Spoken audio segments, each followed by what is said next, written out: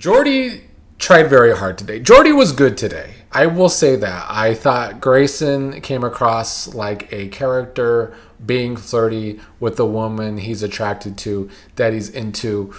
And Ashley was a wet blanket, per usual.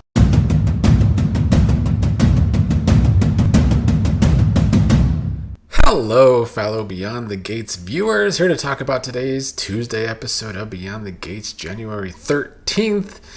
And yesterday I gave the show credit where credit was due when we finally had some great scenes thanks to the Bill, Andre, Dani, and Haley's storyline. Unfortunately, today I can't say the same. You're getting negative Nick today. You know, the people that like to leave comments when I'm negative Nick, I'd rather you just skip this video, to be quite frank, because it's going to be a negative commentary day on the show. But for those of you that actually enjoy my honest opinion where I keep it real, then I would like you to keep watching, and I would like you to subscribe, because only 35% of you that watch these Beyond the Gates videos are subscribed.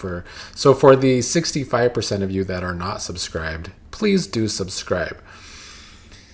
It was another episode mostly focused on the cancer storyline, except for Ashley. So if you don't like the cancer storyline, or if you're sick of being depressed by the cancer storyline, your only other option today was Ashley getting a new love interest.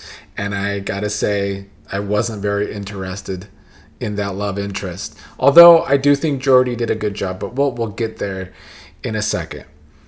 I have just never seen a soap opera do this with a cancer storyline or a health storyline. And I've seen so many soap operas. I've seen periods of every American soap opera that aired in the 80s and 90s. I've seen periods of years from every one of those soap operas. And I have never seen an American soap opera dedicate almost every single episode for over 2 weeks to a cancer storyline. It's so depressing, and it's not commendable writing to me, because it means you're not trying with your other storylines. I feel like the writers finally had a good idea, or they thought they did, and they finally had something that inspired them to write. But at the end of the day, it's a soap opera, and you need the B storylines, you need the C storylines, and we're not getting that. I was thinking maybe we can somewhat compare it to a British soap opera, because maybe sometimes when they have health stories on British soap operas, they do dedicate a lot of time to that story. But even them too, they have other storylines going on. We're not getting that. It's been 2.5 weeks at least of this cancer storyline being the main story, sometimes the only story, every single day except for one so far over the past 2.5 weeks. It's been overkill. I don't know why they're trying to depress their audience so much, but it does seem to be what they're trying to do. Today, Vernon told Anita that Dani tested positive for the gene and that Nicole did not. So, of course, Anita wanted to go see her daughter to talk to her about that. Meanwhile, Andre was trying to distract Dani the best way that he knows how, which is to seduce her and take her to bed and do some loving on her. And it seemed to be working. Dani told Andre that she loved him. She said she may not have hit the gene lottery, but she hit the love lottery when it came to finding Andre. And she did. Andre has been very, very good to Dani, which is why the storyline with Bill once again intruding into her life and into her and Andre's marriage is going to be a clusterfuck, quite frankly. But I'm still looking forward to that side of things.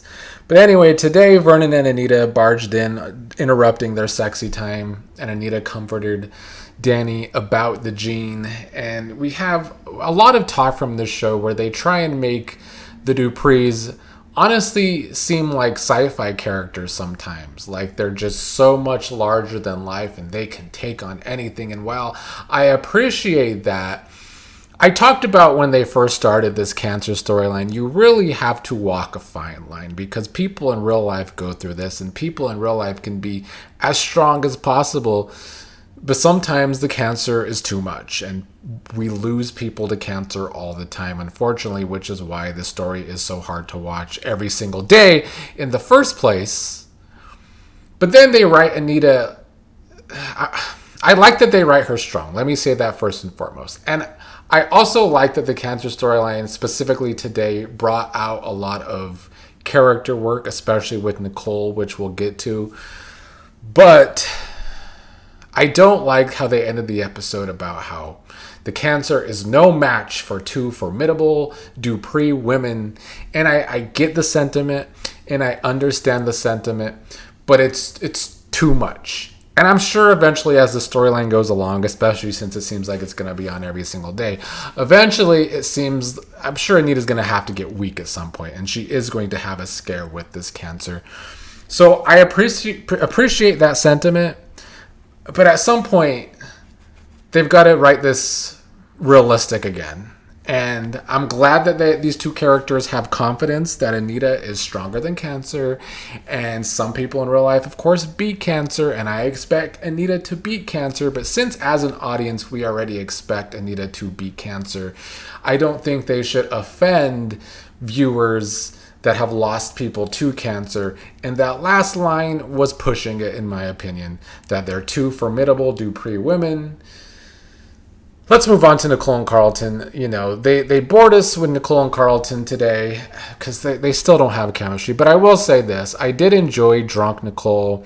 I did enjoy that Nicole is feeling so bad that Dani has the gene and she doesn't. She had a line today about how this just continues people to perceive Dani as the sister that's always in drama and perceive Nicole as the perfect sister. And the more and more she drank, the more and more she unraveled. She wanted to let loose. She doesn't want to be the perfect sister. I thought it was a realistic, well-written, character-driven writing for Nicole. So props to the Nicole stuff today. She wanted Carlton to be the guy that she could let loose with and just go have sex with. I think that's what she was wanting in her drunken state.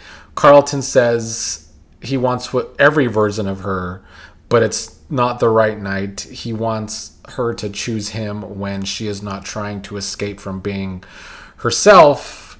And it's a good point. The problem is they're just friends. I felt that way about their entire scenes today. They have a good friendship. Carlton's a good friend to Nicole. I mean, a lot of people speculate that Carlton might go crazy, might become obsessed with Nicole since he's wanted Nicole since for a long time, even though he's been best friends with Ted, and maybe he will. It would make Carlton more interesting, I'd tell you that much. But yeah, I did laugh that Nicole was upset that Carlton was being so boring and not drinking with her when that is just Carlton. And it's why they don't make a good couple, because they're both so dry as characters when it comes to being so goody-goody.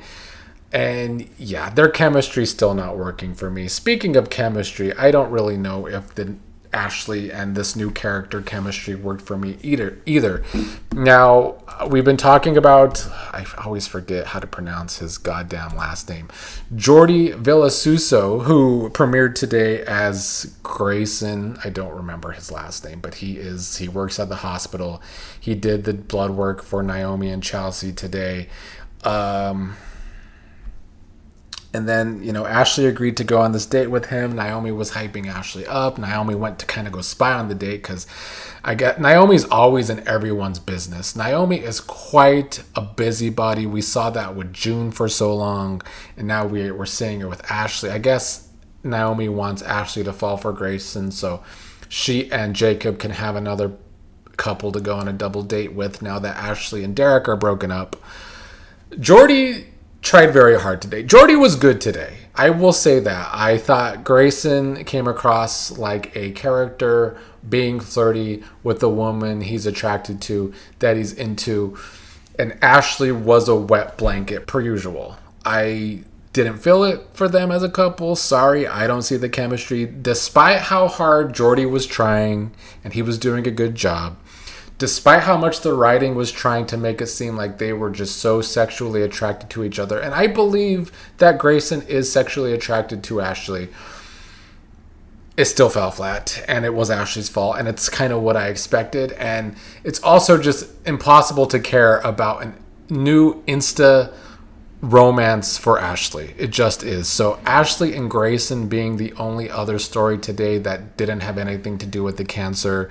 A big 2 thumbs down from me. Elon was on today. It's always good to see Elon. He's not on enough for me. He saw that Jacob was very distracted at work today, and Jacob told Elon about Anita's cancer, about Dani testing positive for the gene, about Naomi having to take the test. So Elon tried to give his son a good talk. As I said earlier, Naomi and Chelsea had their blood tests drawn, and Chelsea and Madison shared some scenes today.